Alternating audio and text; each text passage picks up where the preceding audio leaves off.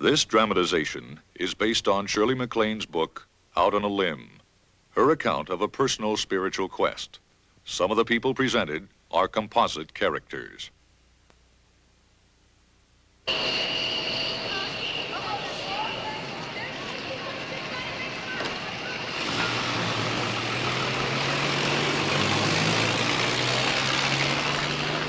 I landed in Lima, Peru at 6 in the morning. David was nowhere in sight. I wondered what I'd gotten myself into.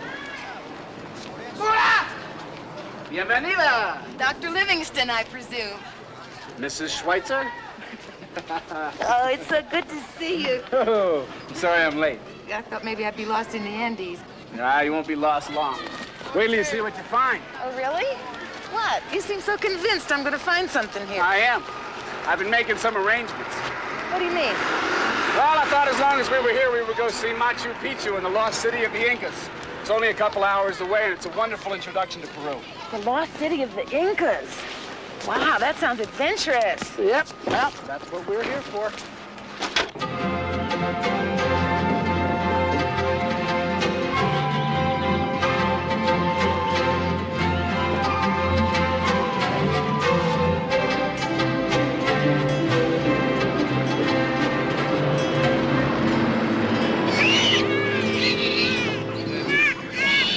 First, we'll go to the rest house, and we'll drop off our things. Then I'll show you the city. It's absolutely spectacular. A little culture shock, huh? Well, here. This will hold you till we get there. I'm keeping a record of everything, David, so we're going 50-50, okay? Okay, you owe me half a sandwich.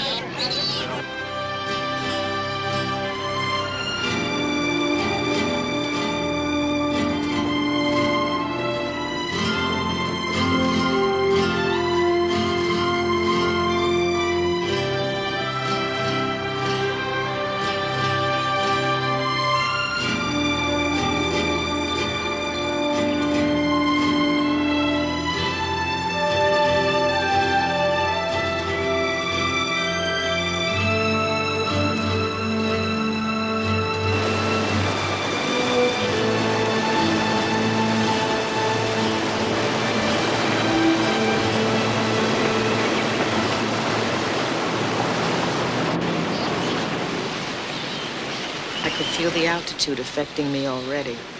In a few hours, we were at 9,500 feet.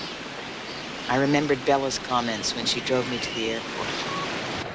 All I know about Peru is the government is left of left wing and military to boot. They got llamas running around loose, but I never heard anything about it being the UFO capital of the world. No, I didn't say that, Bella. I said that David says he saw some there. Who is this David? Shirley, what do you know about him? Not much, but I trust him. What about your relationship with Jerry? I don't know. I guess I would say that's on hold. Okay, I understand the spiritual thing, but what this has to do with extraterrestrials is completely beyond me. But that's what I'm going there to find out. See?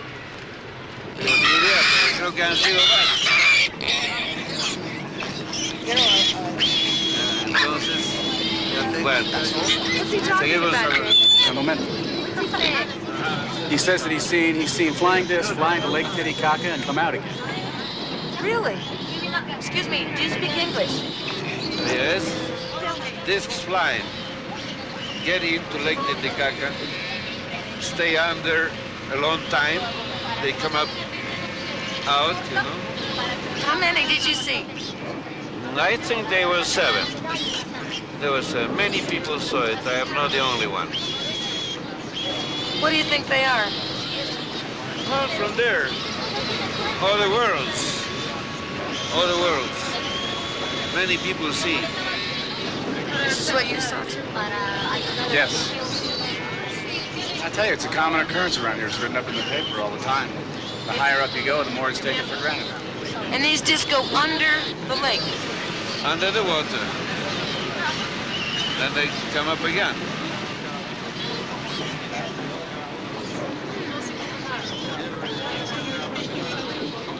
Very strange. Wonderful. Wait till we get to Machu Picchu. I'll give you a new meaning for strange and wonderful. Gracias, señor.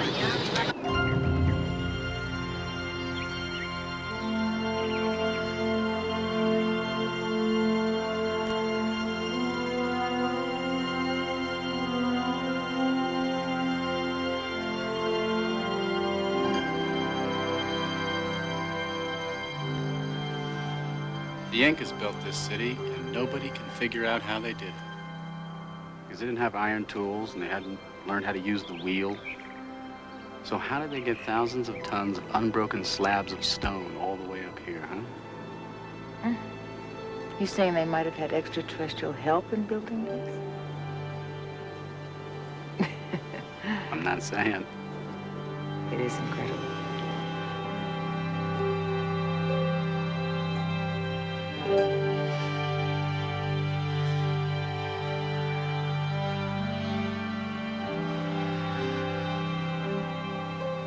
You think some of us are drawn here because we might have lived here once? I don't know. I have this haunting feeling that I've been here before and saw these stones being lifted through some mysterious process. Really?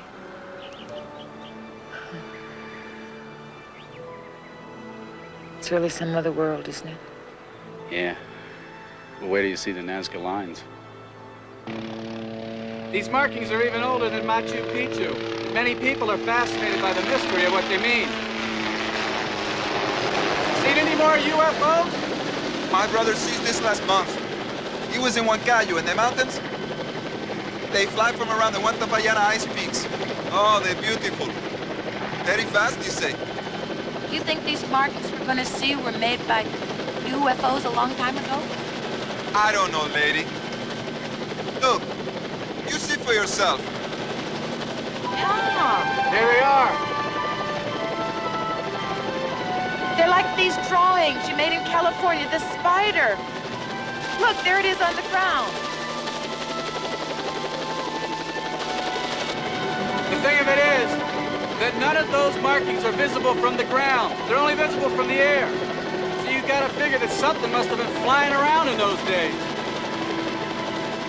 A lot of people think that that's an astronaut. Well, it looks human anyway.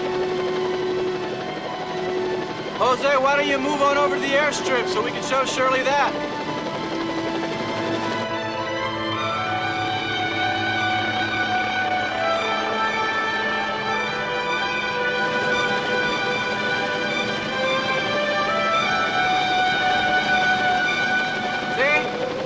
See those markings down there? Don't it look like an airstrip? Yeah, it could be. I just wonder what kind of an aircraft could have used an airstrip like that. How old are these? Oh, a couple of thousand years old.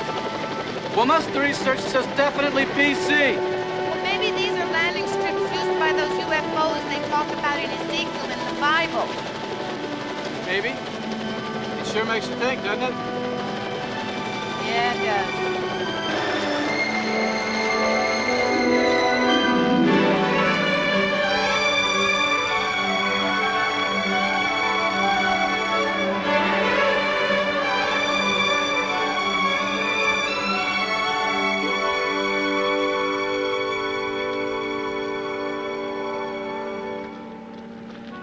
So David and I started our trek into the Andes. It would take us all day to reach the hotel where he usually stayed.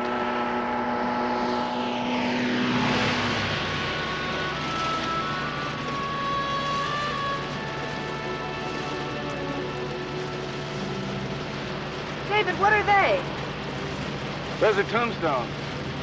Whenever a person dies in an accident in the Andes, they erect a cross or a tombstone at the site where the accident occurred.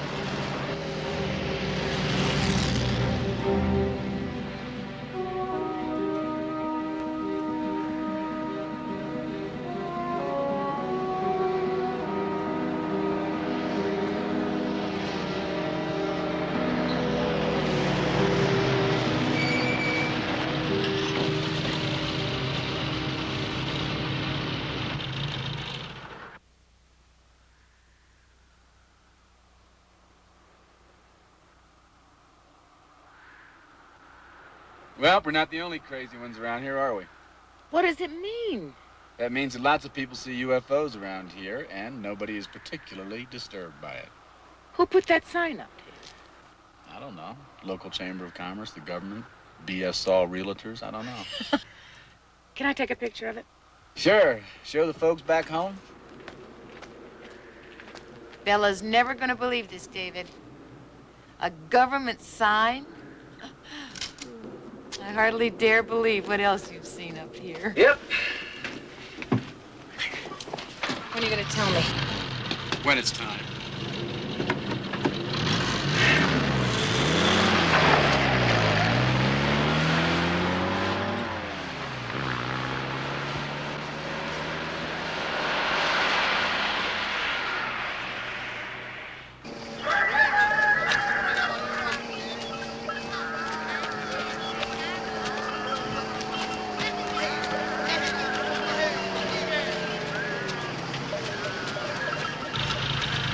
Can I take their picture? Would they mind?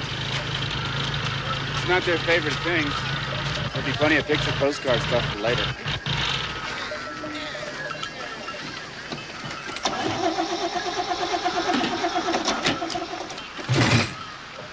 What's wrong?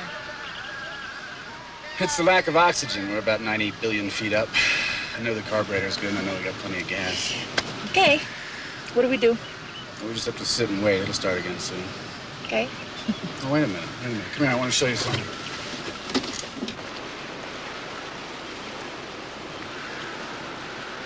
A lot of those big white buses go over the side around here, see? What happened to the people inside? It's life, that's all, and death.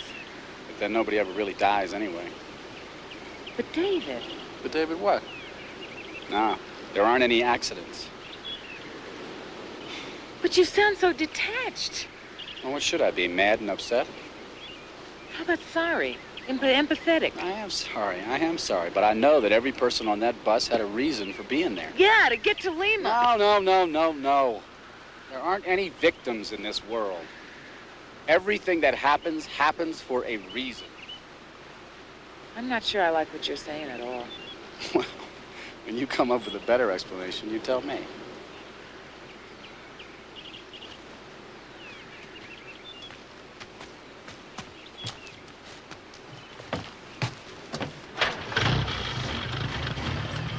See? Thought this engine was dead, but it has another life. Tell that to the people on the bus. I don't think I need to. I think they've heard it already. This whole thing scares me, David. It really does. Why? I don't know. It just scares me.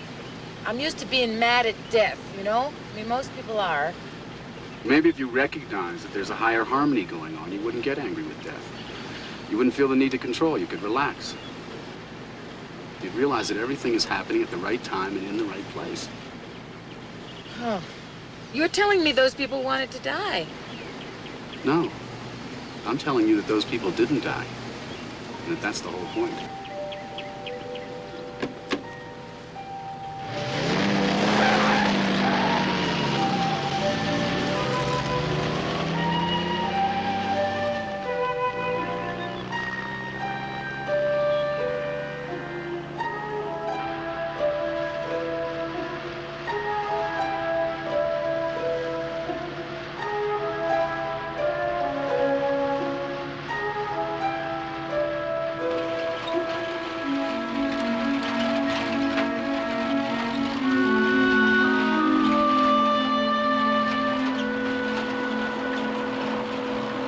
You're a nice person.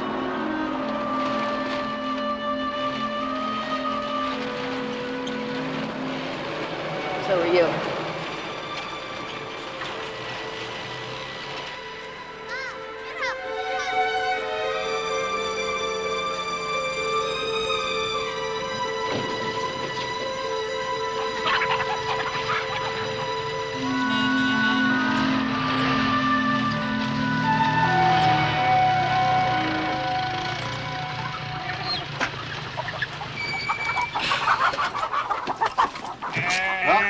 This is it. What is it? This is where we're gonna stay. Where? There. This is our hotel. You're kidding me. Nope. Come on.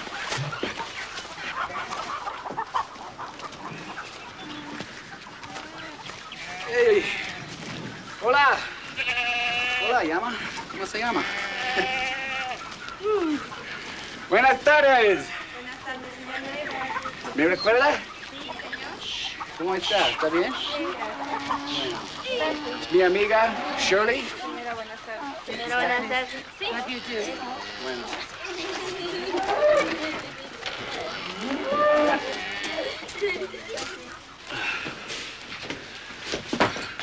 Better light your light. Is this it? This is it. May not look like much, but it's home. Yeah, you've got a great imagination. Yep, there's your closet. If you're gonna unpack your things, you better do it now before the sun goes down, because when it does, this place turns into an icebox. I'll be right next door.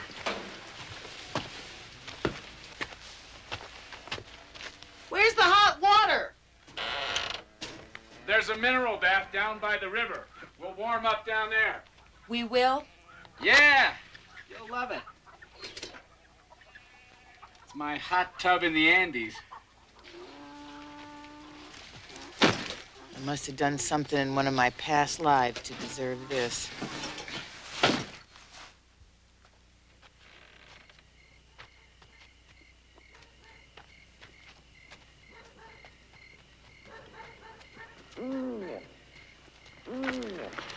It's not too far. It's right down here by the river. Careful!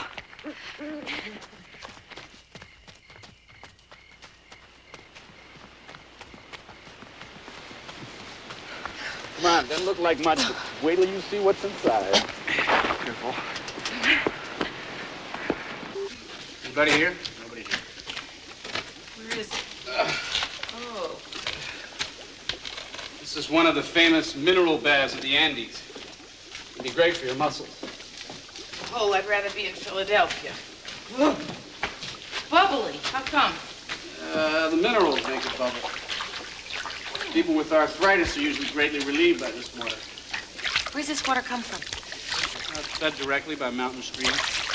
Oh, God. So I'm supposed to get in there and be warm and get out and freeze my keister off, right? Well, you'd be cold as hell at first, but then you'd be better off than if you'd never done it. How's this supposed to work? Oh, well, you jump in and I'll leave, and then you'll holler and I'll come catapulting in. Close the door.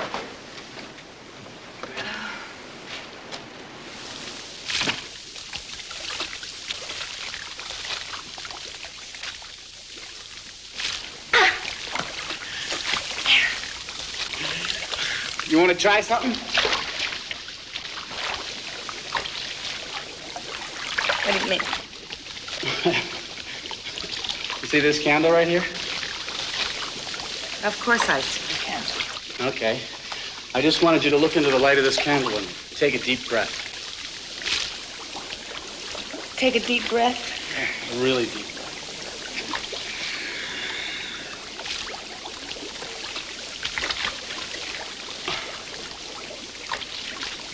What do I do? Can I breathe out?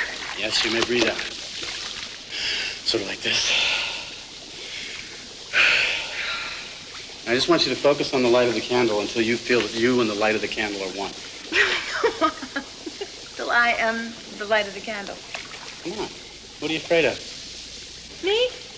No, the woman standing behind you. Now, come on, just concentrate on the candle. Take a deep breath.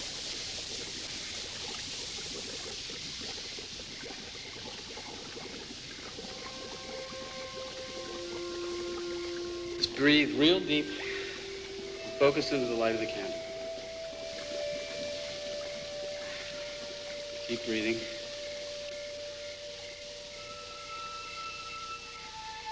Breathe.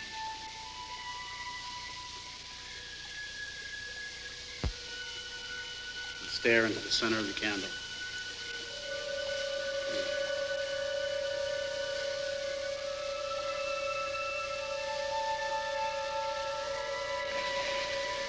Focus on the light of the candle as though it were the center of your own being. Make the candlelight you.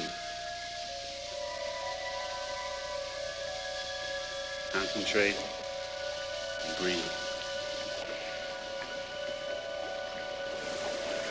You are the light.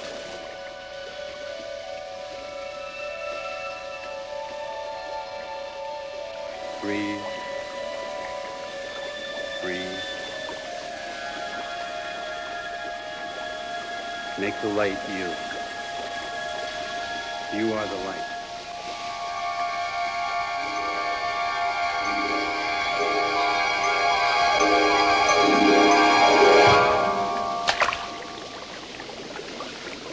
What happened? How'd you like that for your first attempt at meditation breathing? Wow.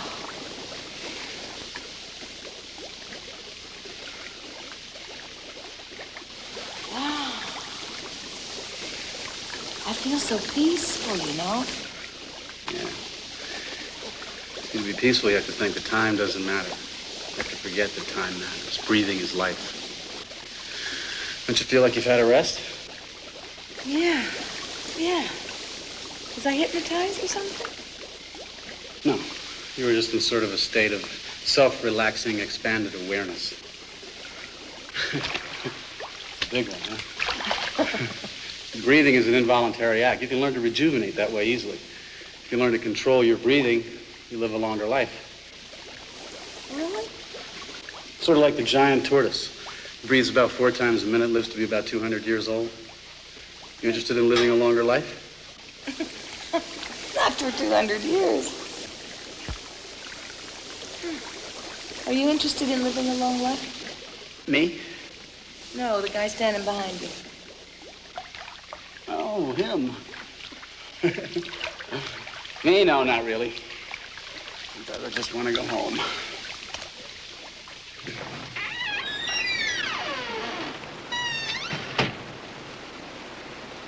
I looked out over the river. I shivered in the cold and marveled at how alive I felt, how happy. I thought about Jerry. Where was he? What was he doing right now? And was he happy? I remembered Hawaii.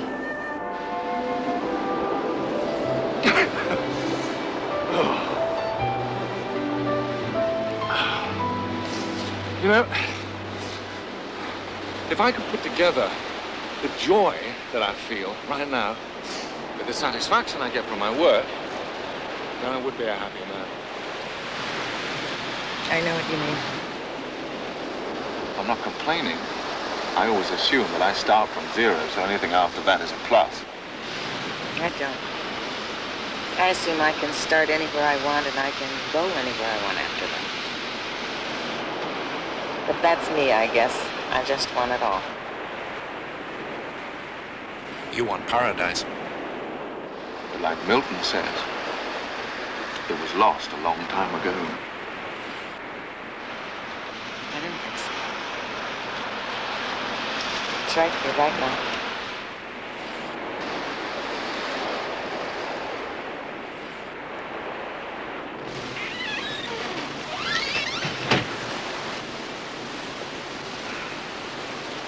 Paradise, isn't it? Sure is.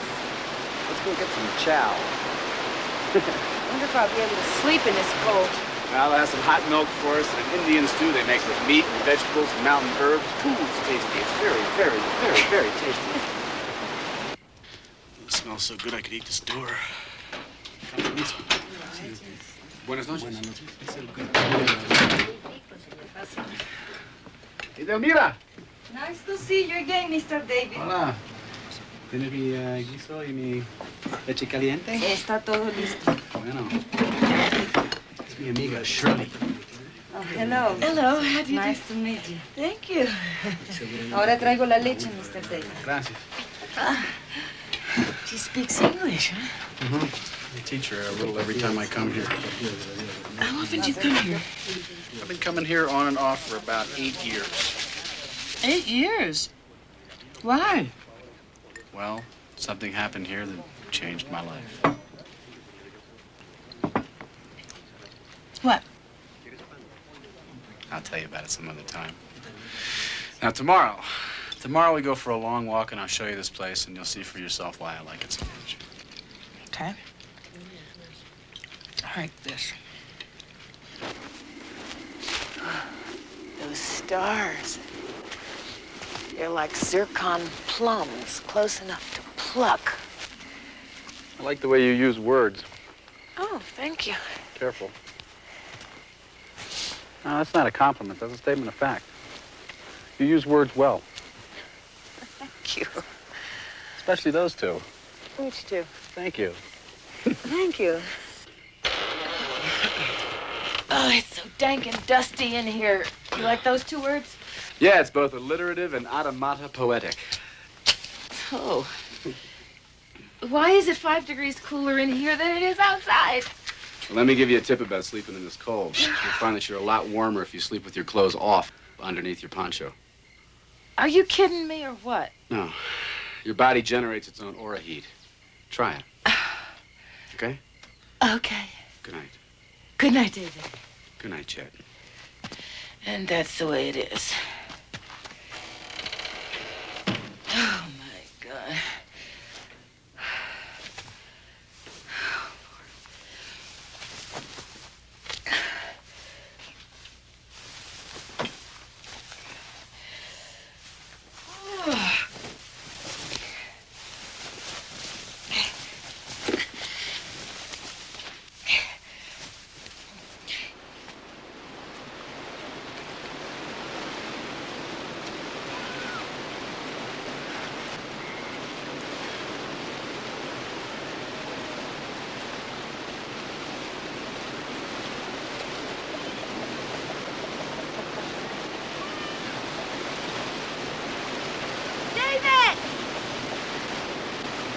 Shirley! Yeah, How was it last night? great. It's just like you said.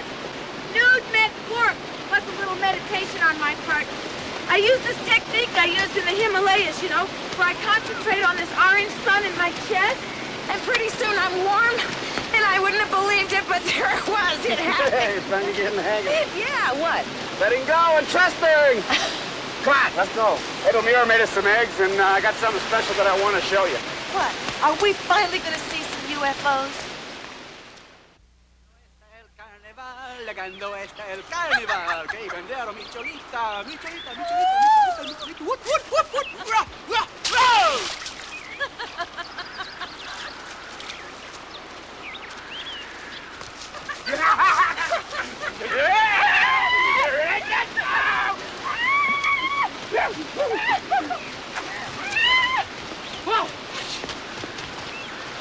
Swimming pool.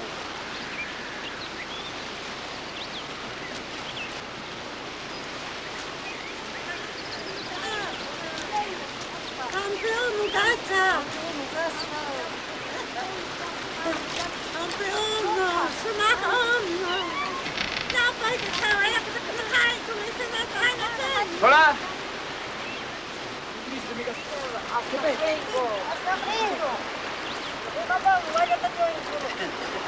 These are the mountain people, and they're very reserved. They have a thing about privacy even when they're dressed. So let's just turn our backs, and maybe they'll give us the opportunity to go in. Why is the young man dressed? At a concession to the elders. Otherwise, he'd have to wait for them to leave. But it's no big deal. His clothes will dry on the way home.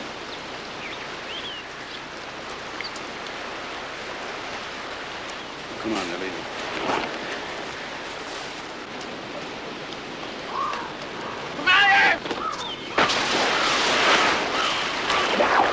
Well, you take your clothes off once you get in the water.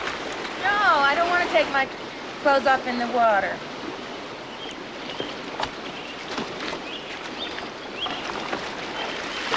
Is he in a trance? Could be. Sulfur water does that to you. Turn around. Now, And stay around.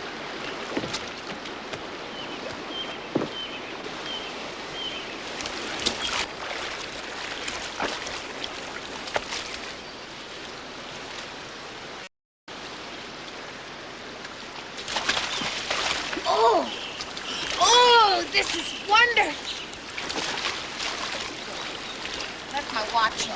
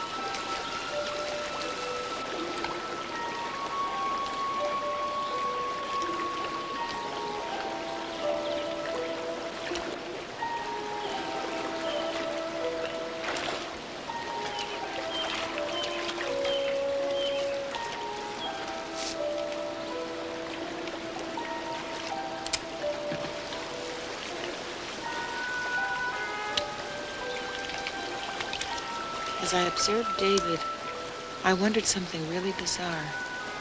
Was he actually there? Was it possible that his soul was out of his body?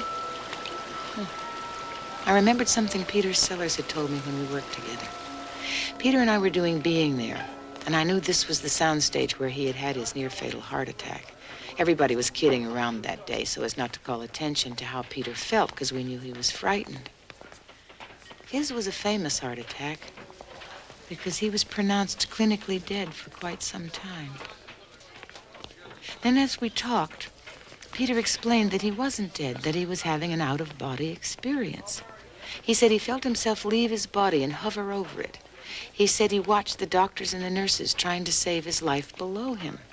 He said it was such a beautiful experience that he was never afraid of death after that the doctors were confused and amazed when he told them what had happened, but said that many of their patients had reported the same phenomenon.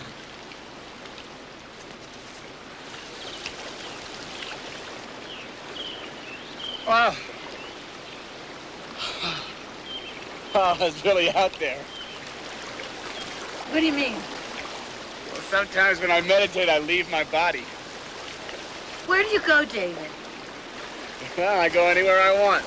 Just float out into God's universe, you know? I see my body below, and I go higher and higher and higher. It's a fantastic feeling. Why are you so casual about it, David? Wouldn't that scare a lot of people? Well, yeah, I was scared too at first, but not anymore. I guess that's why I'm not afraid of death. I do it all the time. I don't know, David. Don't get upset. Be patient. Someday you may be able to do it too. See, you're taking notes. I always take notes when I travel. That's where I get my books. It's good. Remember the details. They're going to come in handy. What do you mean? What do you mean? They just will. You are so mysterious. I'm not being mysterious. I'm just leading up to something.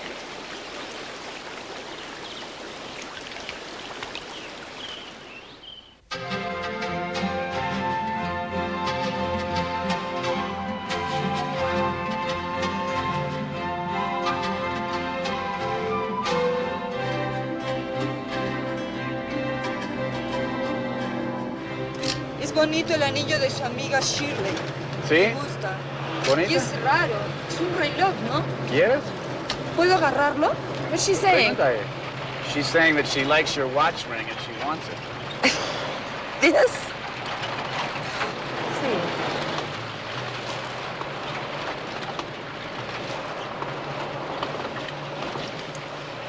Rings make you happy, do they? Ring me happy. Rings make you happier than happiness? Sí, sí. What this? Oh, it's tissue.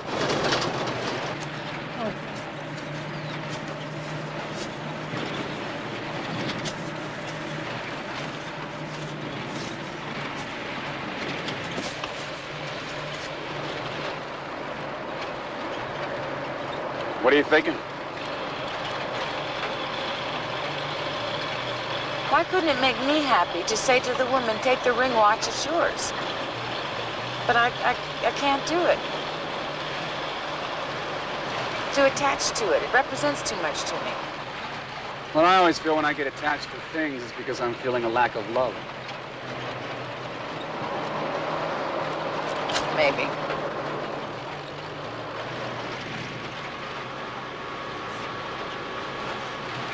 This is the one to Bayana Ice Peak. You go to the ice peak? Is this where the UFOs come from? Many across the sky. But they land too. When they land, they leave big marks. If you come close to them, they go away. Well, what are they? From the stars. Stars? Yeah. Something say they come to study us.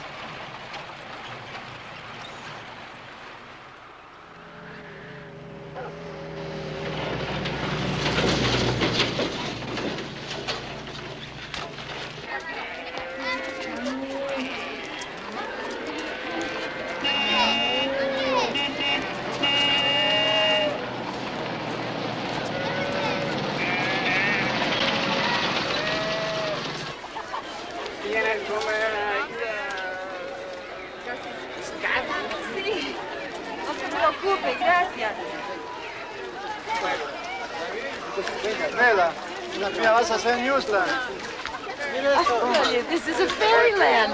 This is the regular Sunday fair. This is where they bring their wares from the mountains. Incredible. Love it out here, don't you? Uh-huh. Do you ever get depressed or lonely?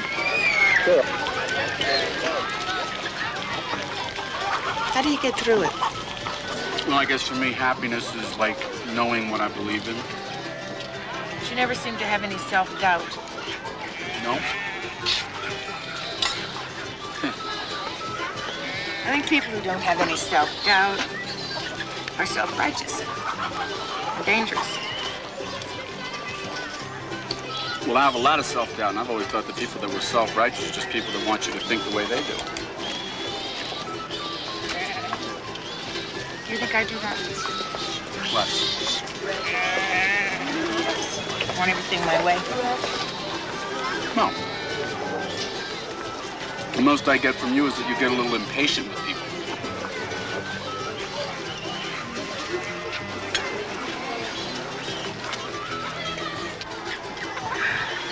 What's wrong?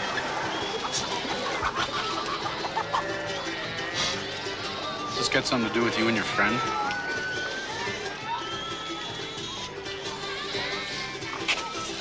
What you said about me is fair.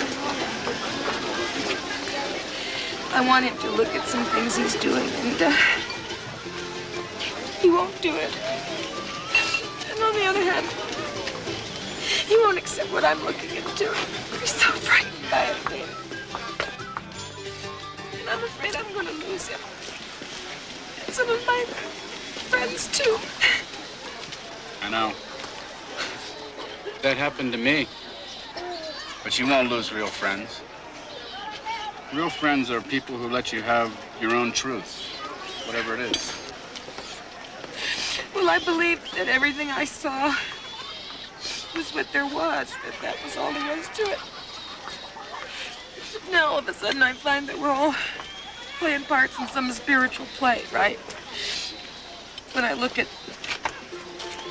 how I've played my part, I'm not real happy about it. Well, that's what happens when you finally take a look. But you'll get another part the next time around. And so will they. And we'll all play it better. Until we finally get it right. Some rehearsal in it.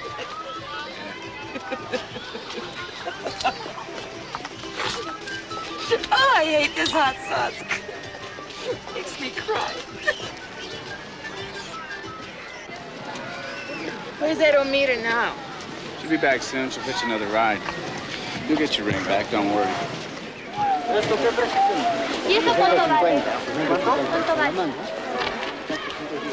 Thanks for listening to me, David. I have something I want to tell you now, and I want you to listen and try not to get upset. Why would I get upset?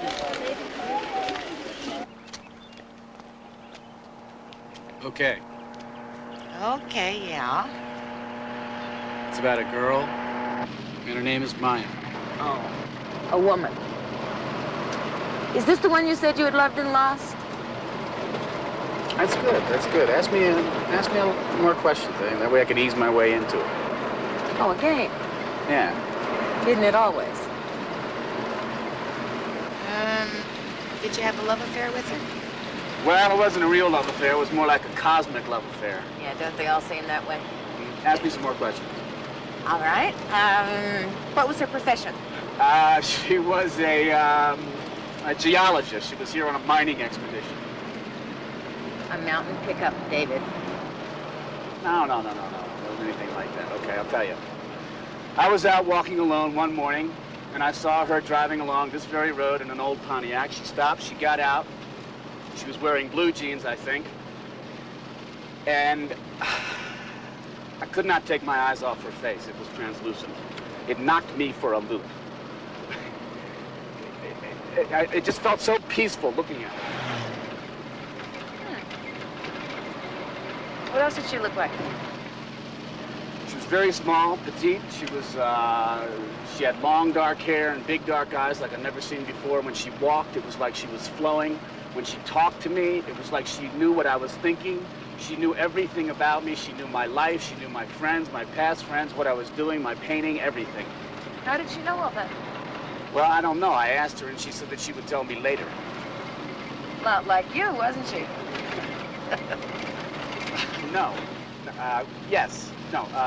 Then she started talking about the world and governments and how people were destroying themselves with negative attitudes and how people needed to believe in themselves positively.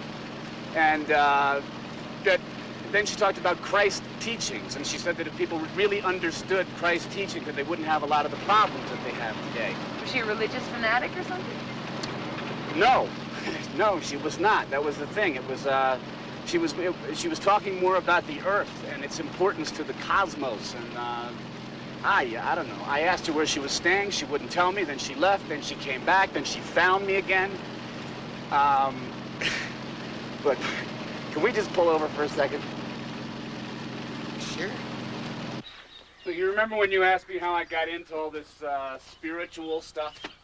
Right. Well, before I met Mayan, I could have cared less whether there was life after death or God was alive and well and living in Orange County and souls. I mean, all that stuff was wacko to me, all right? Right. And then after a while, I began listening to her. And then I realized that she was giving me some sort of scientific information. And then she told me to write it down. She told me to write it down, and she told me then that I would pass it along to the right person who would see that it was noticed. And I think that maybe that person is you. Me? Yeah, you. Okay, then why didn't you show me what you wrote down? Well, because of who she is. Ask me some more questions, huh? David, this is a really dumb game. Please, just ask me some more questions. Oh, God. Questions? What kind of questions? I mean, help me. All right. Mayan. Very exotic-sounding name. Is she from Polynesia or something like that? No. Farther than that. Further what? Further east? Is she from Japan? Is she from China? No, Is she from Borneo? not farther east. Farther up. Further up. I sound like a straight man in a vaudeville act. Farther up and further out. You're the one who's farther out. Further up and farther. You make her sound like she's from another planet. That's right. That's it. That's it. What's it? What you just said. God. Come on, David. Yes, that's why I couldn't tell you. You telling me that this Mayan person, this friend of yours, was from another planet? But I swear to God, it's true. I swear, I believe it's true. Oh, my God. Oh. Yes, and she proved it to me. She proved it to me.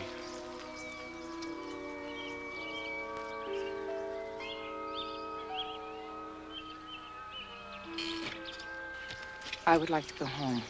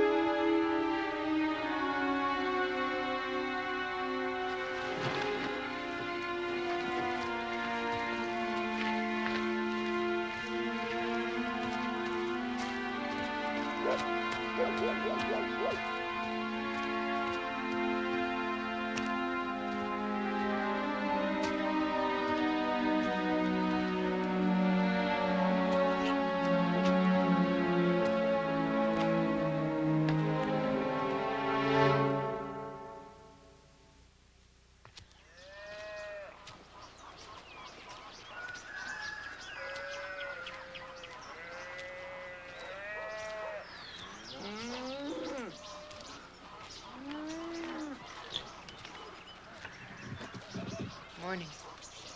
Morning.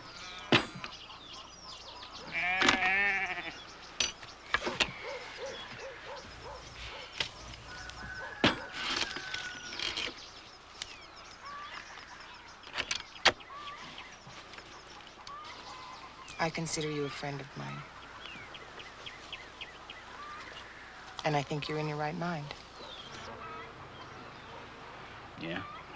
Thanks. Where is this Mayan person now? Oh, I can't find her. I keep coming back here hoping that she'll turn up. Sometimes I wonder if I really ever did meet her. But she changed my life. Everything that I believe now started with what I learned from her. Did she say exactly where she was from? Sure. The Pleiades.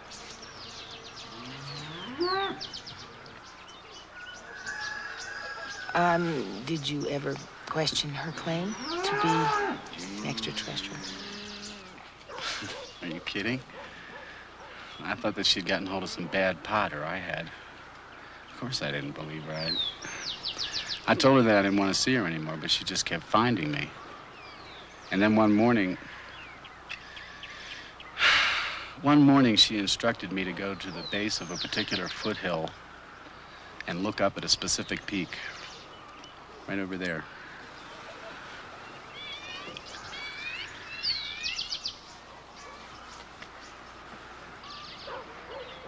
You know what happened? I'm not sure I really want to know. I looked up into the sky, and exactly over that specific peak, I saw one of those flying discs that I had heard the mountain people talk about. It hovered over me like it was teasing me. Mm-hmm. And then it started to descend, not far from me.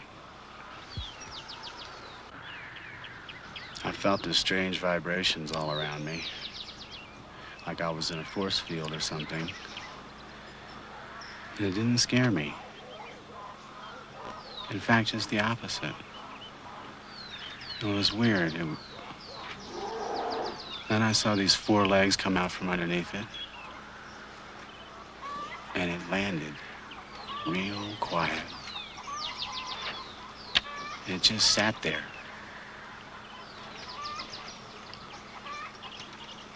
I was so drawn to it.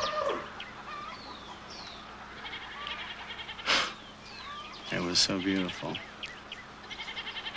It was this white, iridescent color. I wanted to go over to it, but something told me not to.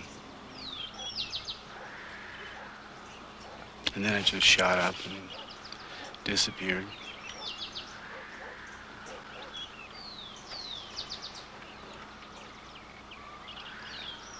And after that experience, I listened to Mayan.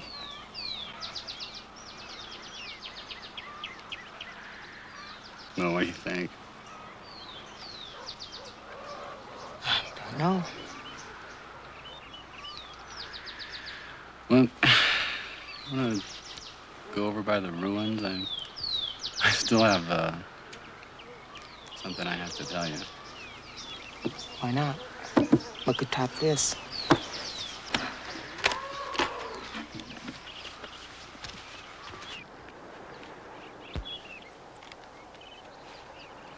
She sure had a lot to say about you.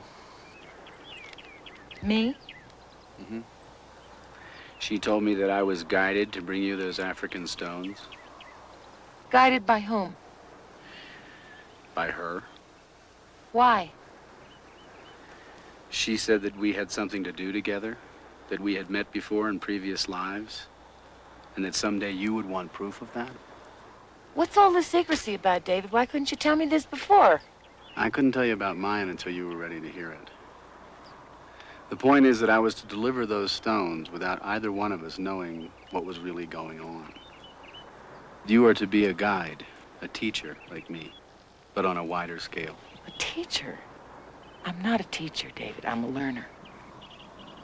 Yeah? But you write. Oh, no, you don't. Oh, you're crazy. Oh, I'm supposed to write about all this? I don't even know what I think about this.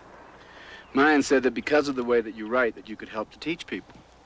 I'm supposed to write a book about my past lives and favorite extraterrestrials I've known, right?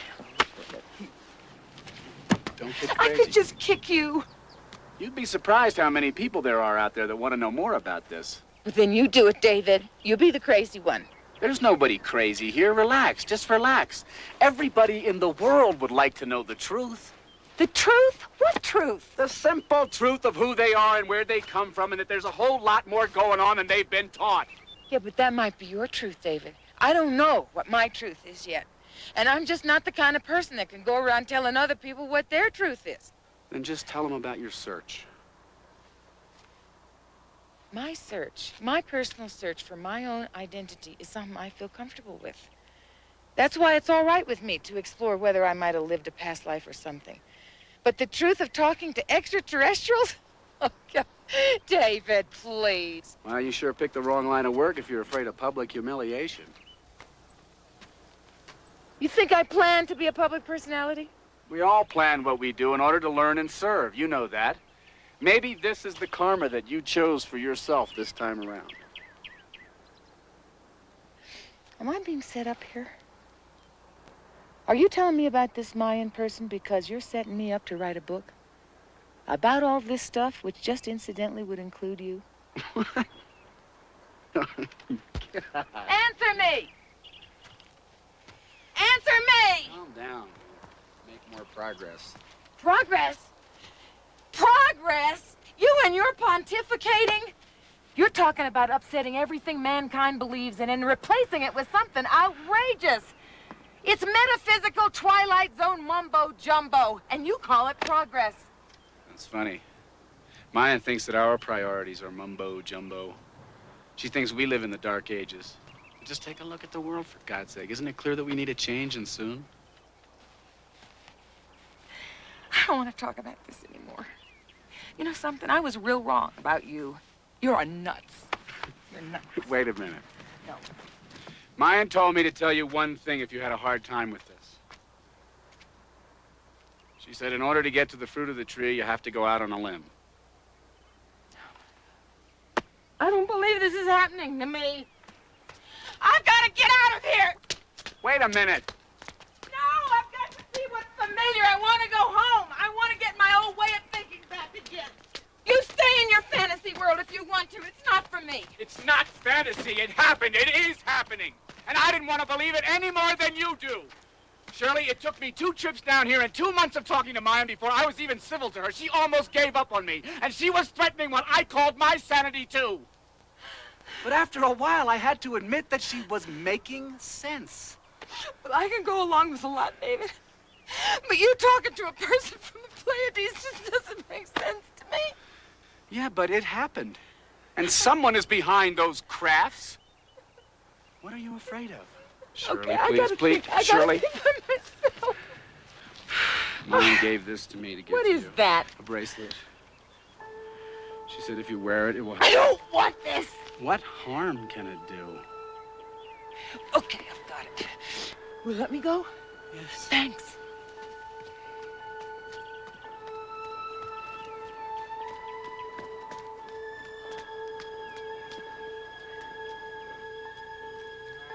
That was probably the most confusing period of my whole life. I walked and I thought by myself for 3 days. Was David really crazy? Or was what he was saying so threatening to me that I couldn't think straight? I always reacted negatively when I heard something that disturbed me or that I couldn't understand. Did I identify myself by what I couldn't understand or by what frightened me? Or could life actually be defined more by its possibilities than by its limitations? And was I on the threshold of understanding that there might be people out there who actually lived that way, with no sense of limitation?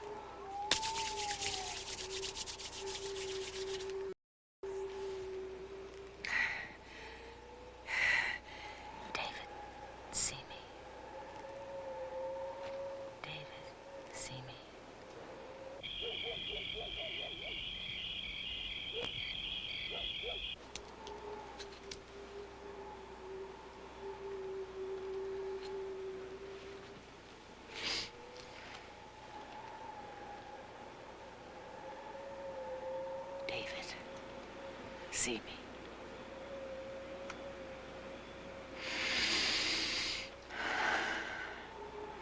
David, see me.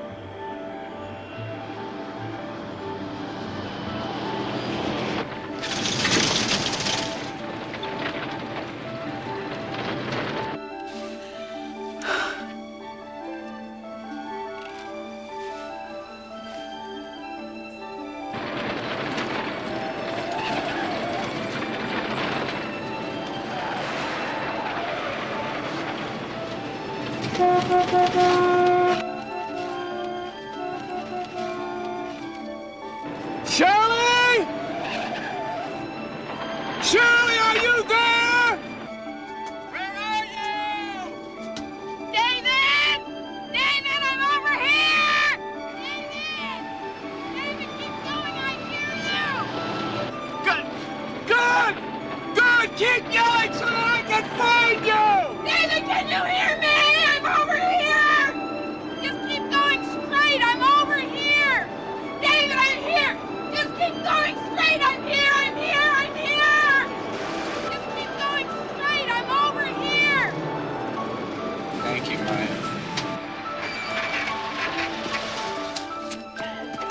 Shirley? Shirley, you okay?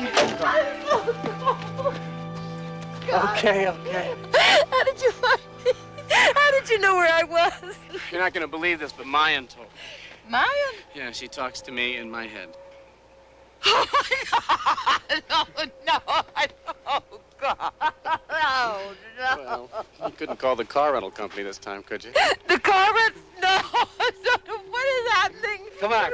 Come on. Something's wrong. Yeah, just start probably the carburetor. We'll fix it tomorrow. No, Get your keys and get your gear. I don't have any gear. I'm yeah, so I know. cold. Just get in the car and get warm. I didn't know what to think, and I could hear all these noises. Get How warm. did you say you found me? I told you mine. What do you mean she talks to you? Sometimes she even tells me what I want for lunch. What do you mean? I mean just that. I mean, she speaks to me in my noggin. Here, wrap this around you. It'll keep you warm. Good. There. Ah. So, you had a peaceful 3 days? Don't you do that, David. Well, just want you to get ready for some more. Oh, God. Oh.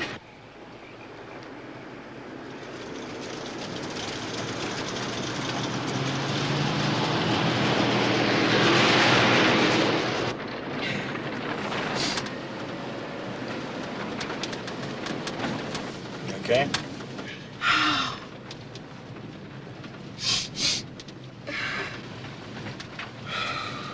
Okay, this is a good place to start, so you won't be too frightened. What do you mean? Too frightened of what? Don't say anything. And above all, don't touch the wheel. Don't touch the wheel? I found you. That you know. Yes.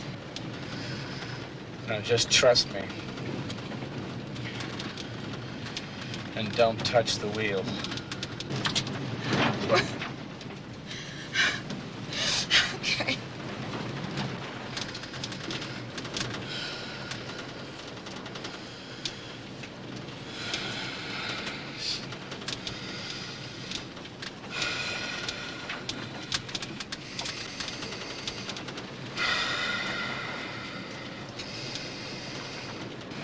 You're going a little fast. Hey! Hey!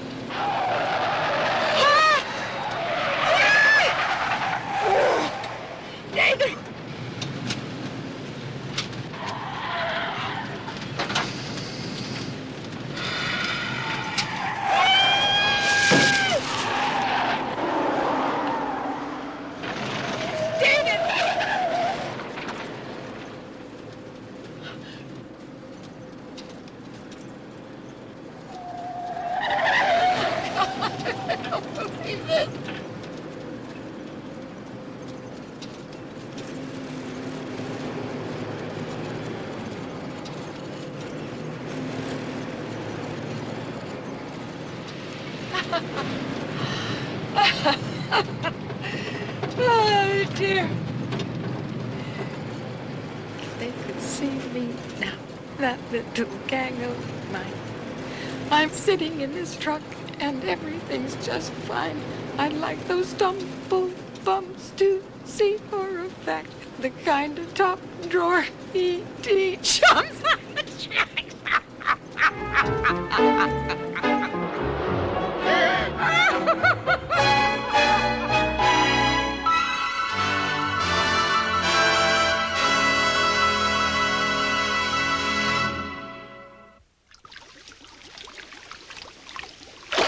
I brought this along because a lot of what Mayan tells me or told me is, well, I mean, I had to write it down. And essentially what she told me is that she and her Pleiadian people... David said that Mayan had put up an invisible force field around the truck, and that within that force field, everything was safely in her control. He said she always asked his permission to do such a thing. Then he talked about the unseen energy that she and the Pleiadians had learned to work with. He called it the divine God intelligence force. He said the energy of that God intelligence and the energy of the human soul were made up of the same characteristics. It's faster than the speed of light. It's sort of like Superman or something. And that the feelings of love quicken the flow of energy to its ultimate. So this God energy is really scientific, you're saying? Yeah, spiritually scientific. The technology without an understanding of God is destructive. Technology with an understanding of God is virtually unlimited. And everybody, each of us in our own souls, in our own hearts, knows that, because our heart or our soul is a reflection of God. As David spoke, I knew that what he was saying was true. I could feel more pieces fall into place and connect. He said the divine force is what the soul is made of. The light of the candle and I were one. I was the light.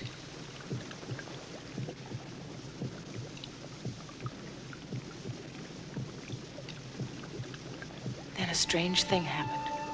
I looked around the bathhouse. The plant behind David glowed with a flickering multicolored aura. Then I saw David's aura. It shimmered and danced like firelight around him. And then I felt myself lift out of my body. I lifted not only above myself in the water, but right through the roof of the building. And attached to my body was a thin silver cord. I soared above the river and the entire landscape. It wasn't a dream. I was actually doing it.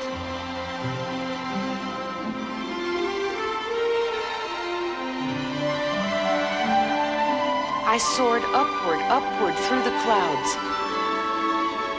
And then I felt myself change direction. I began to move forward past mountaintops below me. And then I was on my way to the moon. I soared closer and closer to the moon. I was aware of vibrational frequency around it. I couldn't see it. I could only sense the frequency. I felt like a spiritual astronaut, free and unencumbered. And then just behind the moon, I saw a nebula. I wondered if my silver cord would stretch that far. And with that limited thought, I stopped soaring.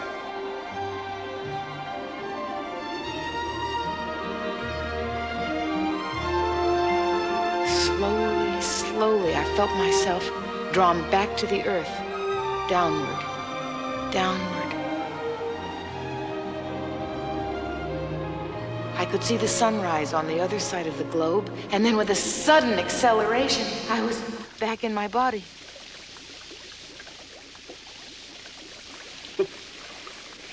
Shirley, are you all right?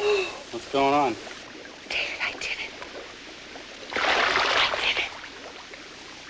I was out there, David. I was out there. I was above all of this. I was above the earth. Oh, my God. It was incredible. I was over this planet, and I saw the other side. It was daylight on the other side of the globe. Did you see your silver cord? Yes. Yes, I saw it. That's all that stuff you talk about. Ah, finally. Oh, my. And this, all of this around me, it was so full of light. I saw auras. The only difference between what you just experienced and dying is that when you pass over for the last time, your silver cord snaps. You know something? If this is dying, then I don't know what there is in life to be afraid of.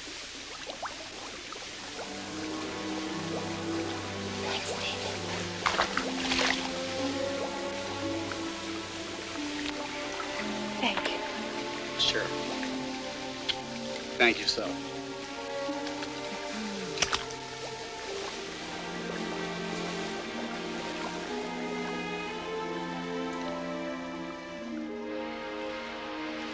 Who do you love, David? I think that when you really start loving yourself, you start loving everybody. Now, after the experience with mine, I don't think I even really know how to relate to the subject. But were you in love with her? Well, it wasn't about that, really. It was more about finding out how I fit into the scheme of things.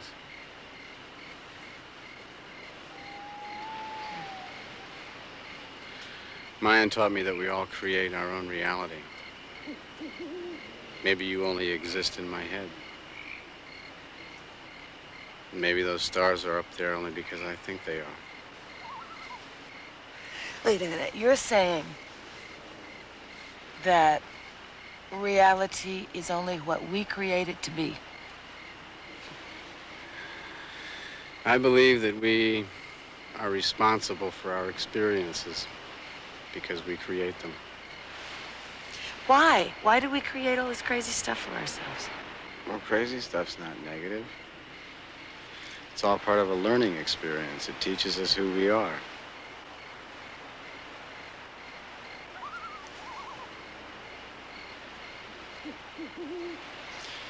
Mayan told me that in all the cosmos there is nothing more valued than a single soul. And that whatever a single soul accomplishes lifetime after lifetime uplifts the rest of humanity forever. That's how important each one of us is.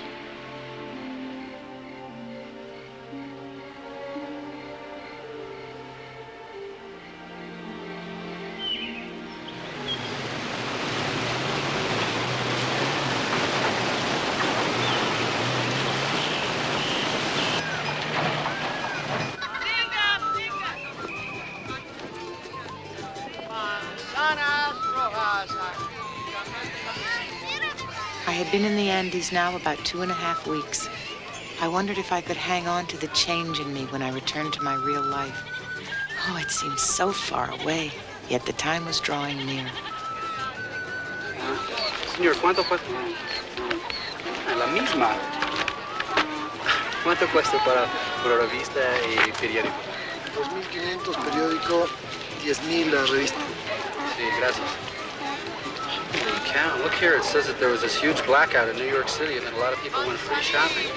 What's free shopping? I guess it means looting. Is anybody hurt or killed? It doesn't say. It says that the whole system broke down and that there will now be a large clamor for more law and order. Does it say anything about the campaigns there? No, I don't see anything. Why, you want to find out about Bella's campaign? Yes. How? Okay. There's a great psychic in town I can take you to. She's great. Want to go visit her? Great. Okay, great. Let's go. Gracias. Thank you. So you say this psychic Maria is an accurate psychic? She's the best. The greatest thing about her is she doesn't even know how she does it. All she needs is something with your vibrations on it. I'll give her this. What do you think? That's great. You've been wearing that a lot. It's got a lot of your energy on it. It's right in here. Okay.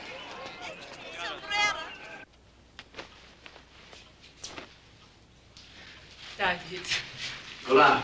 how are you? Bien, ¿y tú? Bien. It's been a very long time. Yep. This is my friend Shirley Maria. Mucho gusto. Please, siéntate, sit. Thank you. I have little time. You are here for a long time? Oh, no, Shirley has to leave tomorrow. I just wanted her to meet you. You have questions? Yes, I have a few. I made her aware of your talent. My talent? God talent. Yeah, well, Shirley understands that. You have something I hold, please. This?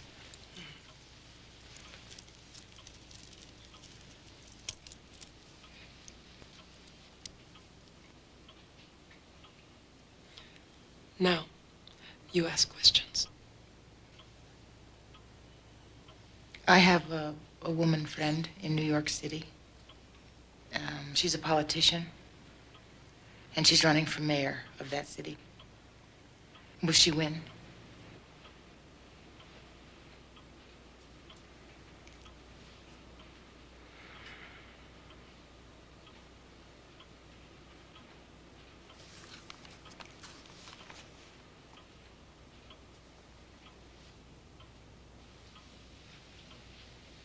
No.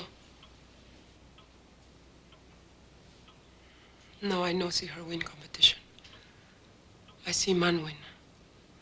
Man with no hair and long fingers. There's some mistake here, Dave, because I know all the people who declared. Nobody matches that description. This man has declared, but no one take him serious. Oh.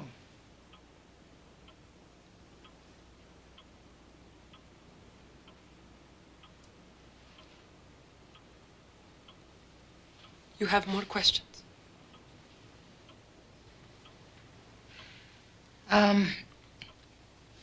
Are there any good movie scripts coming up for me? Un momento, please. I see a man standing by window, looking at snow. He unhappy.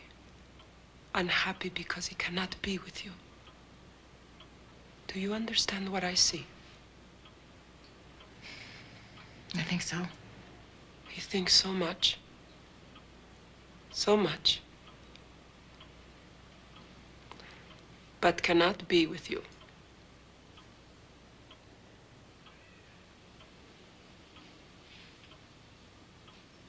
I am sorry. No, I'm not surprised.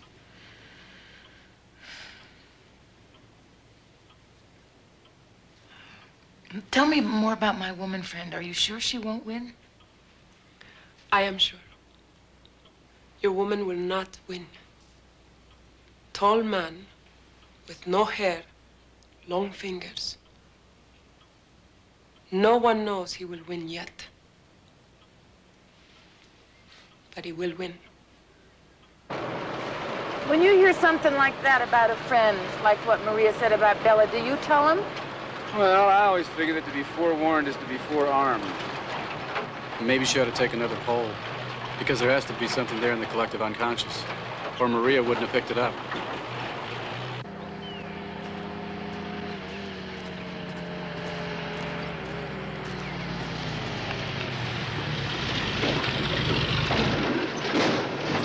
Hola, David.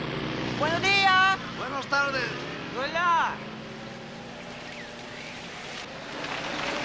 Who's that, David? He's a friend of mine.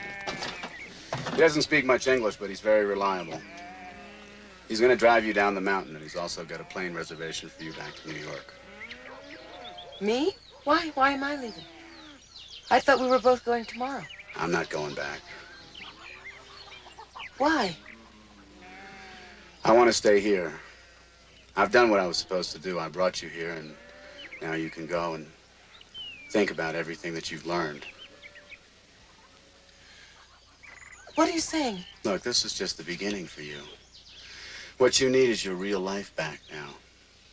There's nothing more I can do. I don't want to, David. You got your notes and you got your tapes. You make the decision what to do with it all. There's more books to read. It's all ahead of you. But you've got to do it alone.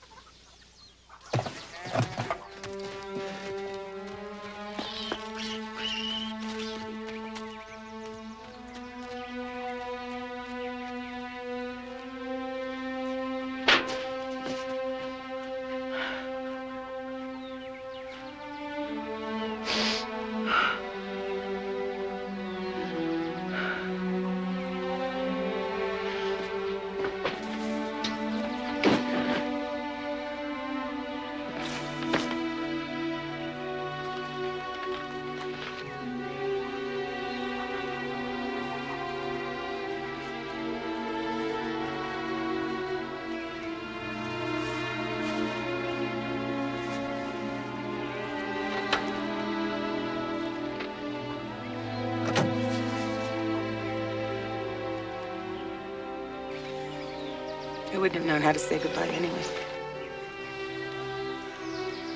Yeah, me neither.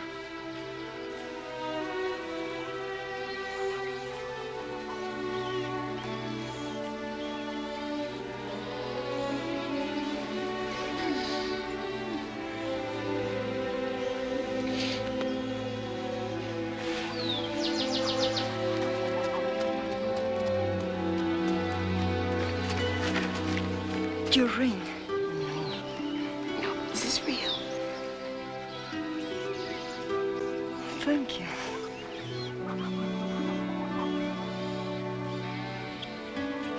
Good luck. Thank you.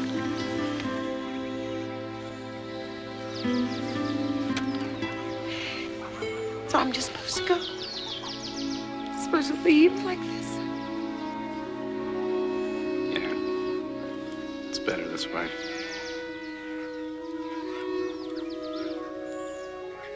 When will I see him again? Well, just remember that I love you. There's nothing more important in the world than love. I love you too. And then go get him. That's all. It's simple. Don't be afraid. Be yourself and love the world. Y la vaya bien con Dios.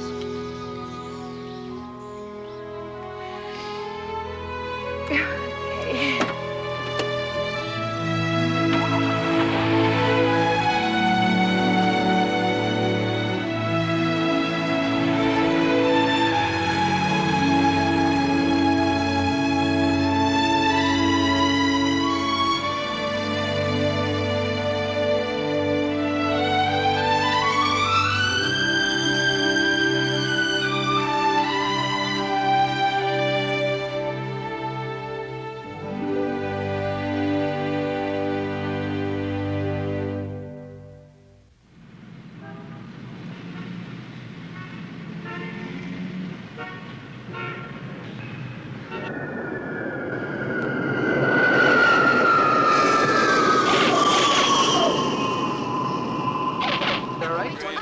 I got 3 pieces of luggage here, and I can't find one. Well, yes, but I'm gonna wait.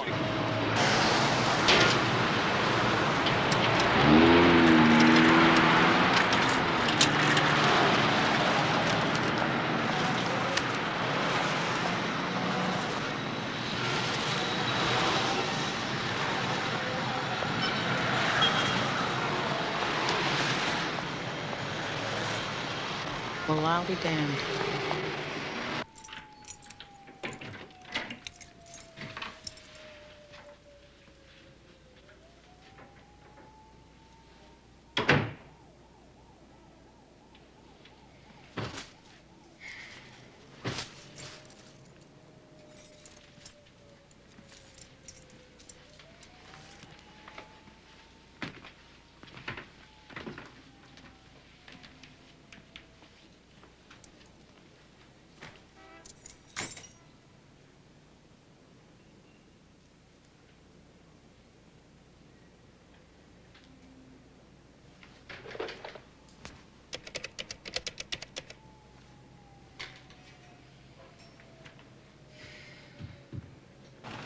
Well, my darling, it's so good to have you back on Earth. And by the way, the press is on to you and his nips.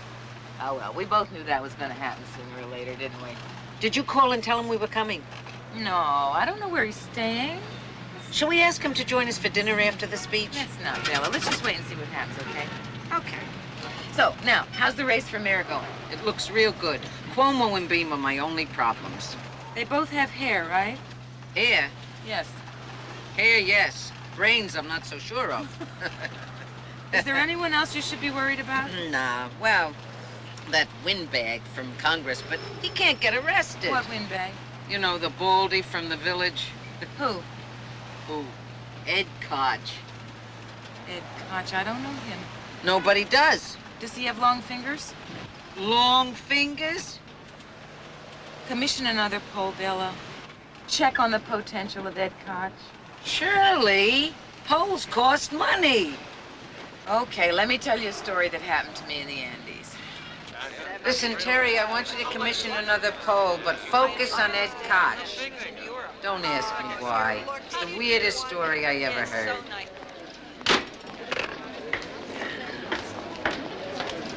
Well, I did it. Call me superstitious. To be forewarned is to be forearmed, that's all, especially if you're a fighter. Do you believe that the church... Hey, Terry. Shirley, Bella, can we get a picture of you and Terry, please? You know, like liberal hands across the stage? Yeah. Could you tell me what your feelings are? How do you do, Mr. Stanford? I admire your stand on human rights. I'll be interested to hear what you have to say about Central America. Thank you, Miss Abzug. And may I say how much I admire your commitment? We need more people like you in this world. Thank you. Very nice to meet Jerry. Miss MacLaine, how nice to see you again. Thank you for coming. Can we get you two together just a little closer? Thank you very much. Very good. That's nice. Would you like to have dinner after and we can talk? I'm afraid I won't be able to. I have to go straight to the airport. I see.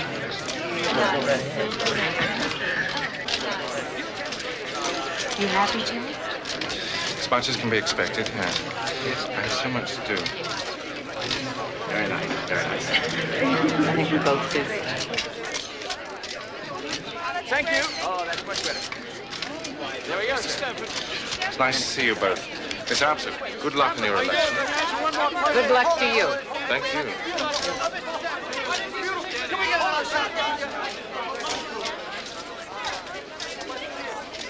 Hey, are you all right? Sure. I don't think I'll stay for the speech, though. I don't blame you. Let's go.